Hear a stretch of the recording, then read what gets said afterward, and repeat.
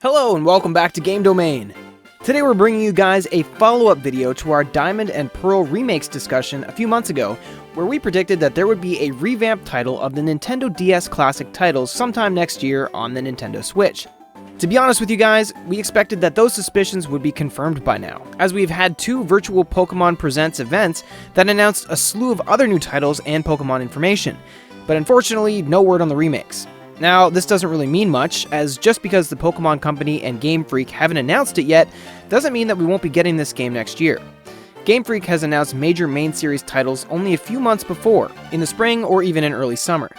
Now, this means that this game could be in development, and probably in the latter stages of development, and we won't hear any confirmation until early next year. The announcement of the development of Pokemon Sword and Shield was announced fairly early in comparison to previous Pokemon games, as we just got word that the game was being developed as a new generation title right when Pokemon Let's Go Pikachu and Let's Go Eevee were announced in 2018. We expected word on what kind of game we were getting next year, but unfortunately, there's been no official word from the Pokemon Company and Game Freak on what game will be out next fall. This year is of course out of the question, because Game Freak is rolling out the two different Pokemon Sword and Shield DLC titles, rather than a brand new dual release or a third version to go with the Galar region. This move by Game Freak has been praised throughout the Pokemon community and fandom, as it shows that they opted to just expand the Galar region, and give more new content to fans through a cheaper $30 DLC package rather than another dual release for $60 each, or even just a third version for $60. For once, Game Freak opted towards pleasing the fans rather than gaining money. As of the time of this video being written, the Crown Tundra's release date is set to be sometime this fall, in the coming month or so, as we only got the Isle of Armor expansion back in mid-June. The Isle of Armor, while worth the money, was actually viewed as a little bit underwhelming by the die-hard community as a whole, as the mainline story was not very long and could be completed in a few hours. But the DLC did allow for many returning Pokemon to be caught or transferred from previous generations through Pokemon Home. And that will always make the DLC worthwhile, if it brings in somebody's lifelong favorite Pokemon into the Galar region. And, oh yeah, Pokemon follow you on the Isle of Armor. That alone might be worth the money.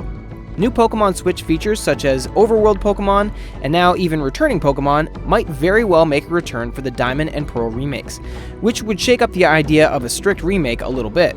Obviously, any remake of the original Generation 4 games would have improved graphical enhancements and some new features unique to their generation. But what is interesting about the prospect of Generation 4 remakes are that the original Diamond and Pearl games were released back in Japan in 2006, and next year would mark 15 years since their release. By far the biggest gap between original and remake releases in the history of the Pokemon series. 4 whole generations have passed over those 15 years. And the game engine on the Switch makes modern-day Pokemon feel like a completely different entity than the 2D Pokemon we got on the Nintendo DS in the form of Pokemon Diamond and Pearl, and their subsequent third version, Pokemon Platinum. A big underlying question is, could we see overworld Pokemon in the wild? A defining feature of the Switch Pokemon titles Let's Go Pikachu and Let's Go Eevee, as well as the latest releases Sword and Shield.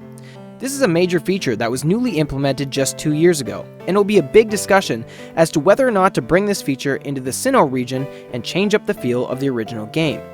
Now, many fans would welcome this idea, as it would make the Diamond and Pearl remakes feel more like brand new titles, rather than being the same game with just new graphics. The other major feature, which only just debuted back in June in the Isle of Armor, is Pokemon following you.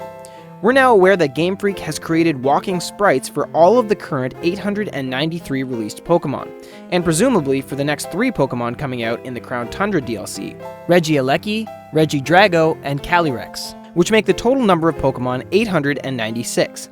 These 2 defining features could make a return, or they could be cut to recreate the original feel of Generation 4.